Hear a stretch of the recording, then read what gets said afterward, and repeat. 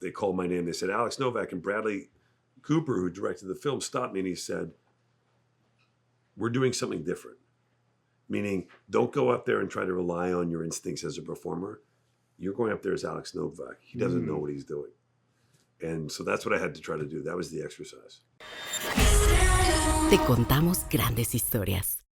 Hi, I'm Javier Ibarreche from Mexico, and I'm here with Will Arnett to talk about Is This Thing On? Will, how you doing? I'm doing great. How are you? Really good. It's really an honor to meet you. I'm a big fan of your work. BoJack Horseman is really important to me, but more importantly, to this day, my sister still calls me hermano.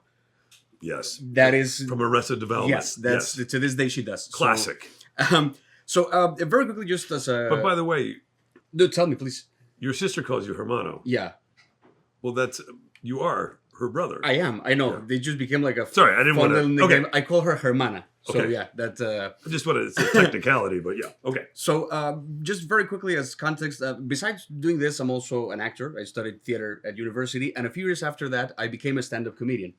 And one of the first things that I learned when I started doing comedy was that I should drop the actor. My teacher told me that when I went up on stage to tell jokes, it's not that I'm performing a character, more of a stage persona, he called it. Like a more potent version of yourself, which is different from playing a character. Sure. I share this with you because I'm really fascinated with your character in the movie because you play this guy who discovers stand-up comedy and you play him performing. Yes. So I was wondering, what's it like to play a character who is developing a stage persona? Or what can you tell me about those scenes where you were performing comedy? Well, I had to, it's a great question. I had to try to understand what it was like. I'm not a stand-up, but I am a performer. So I had to kind of resist my urges as a performer when I was doing stand-up to try to go and understand what it was like to be a guy who's never had any experience doing stand-up or performing at all. Right.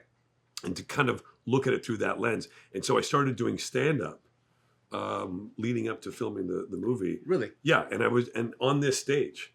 I mean, I stood right here on this very stage where we are in this club and came down here and got introduced as Alex Novak. This was, I think, the second time I went up, I came up on this stage here. Wow. Yeah, and then around the corner also. And, you know, they would introduce me and I'd walk all the way around. They'd say, please welcome his first time ever, Alex Novak. And I would get up here and try to experience what that was like to be a guy who's never performed at all, whose name gets called up by mistake. And it allowed me to kind of rehearse that actually when we were doing all the stand-up, and it was great.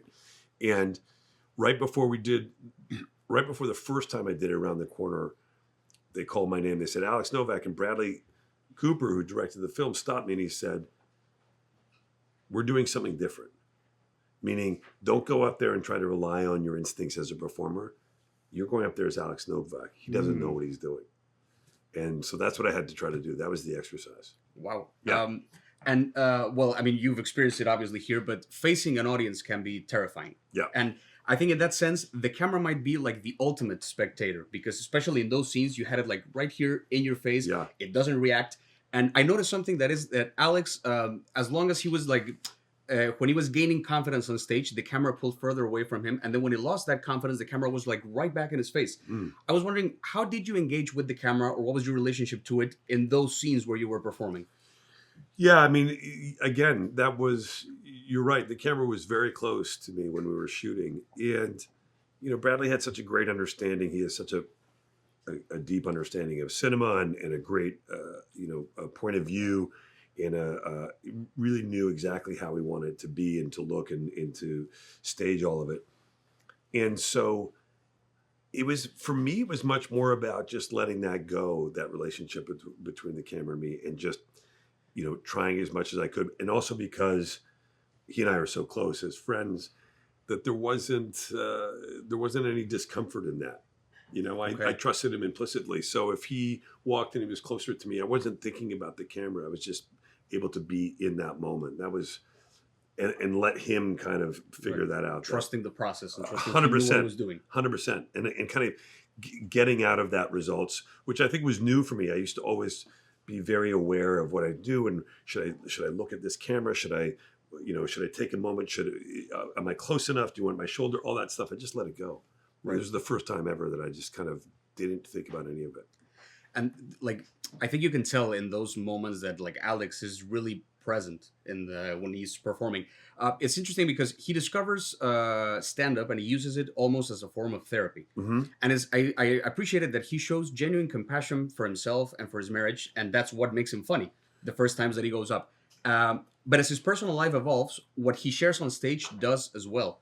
Yeah. Almost as if the previous joke can't work anymore because that doesn't hurt anymore. Mm-hmm. And the one time that he goes up on stage without compassion and more like with hatred, he isn't funny. Yeah. So I mean, this might be a bit of a broad question, but is it possible to be funny without pain? Or in a broader sense, where do you think funny comes from? Boy, I don't know. I know it's a well, that's a really big question. I don't know. And of course, comedy does not need to come from a place of pain. Some does. And because I think that what can happen is a comic can share something that's really personal or really a sort of a truth that a lot of people can identify with and relate to. And comedy is a great way to discuss difficult subjects. And if you can find a way to kind of get to the root of that and talk about that stuff, everybody else can kind of laugh, sometimes nervously, but it kind of lets the air out of it. Right. So there are a lot of things that are painful that are funny to talk about because they feel dangerous. And sometimes things are taboo, and that's also dangerous. But also sometimes they're not. And so I think there used to be that notion that all stand-ups are troubled people, Yeah. Or dark or whatever. And I don't think that's true. Right. Yeah. I appreciate that. And I know that this story is inspired by John Bishop's true story. Yeah. Of how he became a comedian and how comedy basically gave him a new life or a way to live it better. Mm-hmm. I think in that sense, we can all relate to this search for reinventing or rediscovering ourselves, whether through comedy or through something else. But for you personally, what was it about John's story that moved you and made you want or even need to make this movie? I think, of course, it's very compelling when John tells a story of a guy who has no relationship to stand-up comedy and all of a sudden becomes a big stand-up. Yeah. Like that's interesting in and of itself. But ultimately, that wasn't the story that we wanted to tell. I think that what really got me was when he talked about he felt stuck in his life. And he didn't know why. And I think that his wife did too, Mel. And so when he told the story of getting called on stage, going up that first time, and feeling this sense of relief, and then going back again and getting more relief and starting to feel, in himself a little bit. And then it was, a long time later that his wife, who he was in the process of divorcing, came in and saw him. That all really happened. And she saw him on stage and didn't know he was doing stand-up because he hadn't told anybody. And afterwards, she said to him, "That guy on stage, that was the guy I married." Wow. And that idea, that is what really got me, that like doing stand-up helped him. He had no designs to be a stand-up comedian, but what it did do was it connected him in a way brought him back to who he really was. And he was able to have joy and be honest and be open and all those things. And that got me. Wow. And very quickly before wrapping up, there's a really nice moment in the movie. I think it's the second time that Alex goes on stage, where he's talking with a few comedians afterwards, and they share what was the moment that inspired them to become comedians. The first time they watched the Comedy Jam, or like the first thing they saw on TV that moved them, and they were like, "I want to be that." Mm-hmm. And I was wondering, is there a moment in a movie or a TV show or a play or anything that gave you the "I want to be an actor" feeling? I don't know if there was one moment for me if I'm being honest. I wish I had like a perfect answer for that.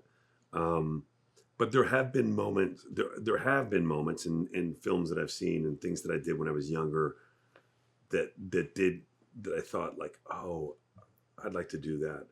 I remember as a teenager, and I'm a broken record about this, but there's my favorite film of all time is this film With Nell and I, and actually just happened to do a screening in the UK with Richard E. Grant, who's the star of it, which was such a thrill after all these years, almost 40 years later. Wow.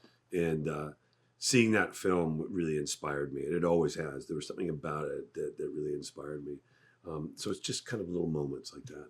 Yeah. Wow. Amazing. Well, Will, thank you so much for your time. Congratulations on the movie. And again, it's an honor to meet you. I just wanted to show you really quickly Wow. Yeah, I'm a big fan. You're a of- real fan. I mean, yeah, that's yeah. forever. And also of The Sopranos, which I know you're also in. So Yes. it's like all over the place. So thank you so much. My pleasure. Thank you. Nice to meet you. Man, I wish I had a punchline. What I like about you is you're so innocent. You're not naive, you're innocent. You are good. I mean, you're bad at stand-up, but you're good. You have a good heart. Con Gaby Cam y Javier Ibarreche.